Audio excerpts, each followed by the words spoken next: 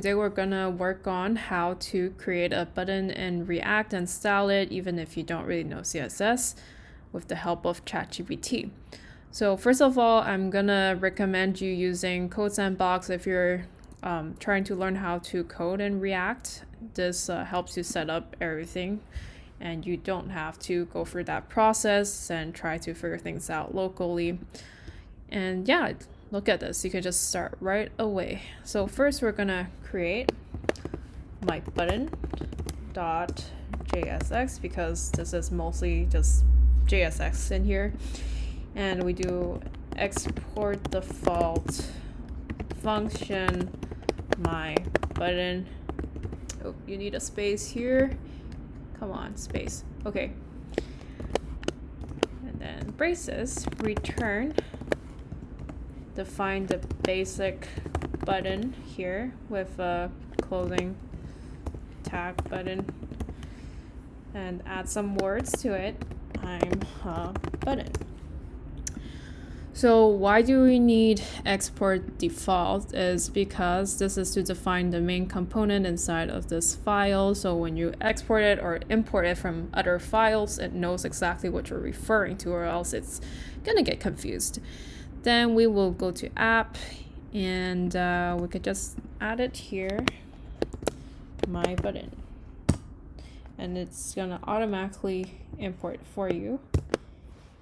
And here you go. You can see we have the button here. This doesn't have much design at all. It's kind of ugly. I would just go to ChatGPT and what is the CSS for styling a button that is modern? Can't spell modern. With round edges and a shadow. Okay, and then enter. As you can see, ChatGPT will pretty much give you all the styling you need in CSS, so you just have to copy and paste that. The style, I would usually put it in this file. Let's paste it here.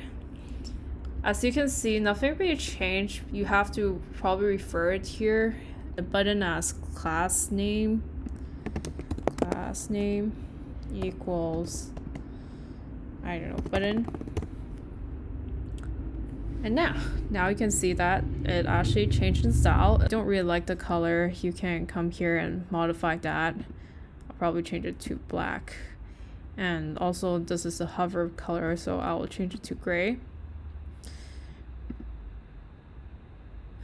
Yeah, but if you don't like the style or what, you can just like modify it and until you're satisfied with it, or you can ask ChatGPT to modify it. I think a lot of people are a little bit concerned with you're just trying to learn coding, like whether it's good to use ChatGPT or not. I think it really depends. Obviously, if you're trying to learn a new language that you're probably going to use quite often, probably don't. But for me personally, I wouldn't be working on CSS every single day, so I don't necessarily have to memorize all of these. Like, what's the point? So I might as well just have ChatGPT do the work. And so yeah, that's my take on this. If you're interested in more of these type of videos, leave a comment below. And if you want to follow around my journey of creating content, please subscribe, and thank you very much.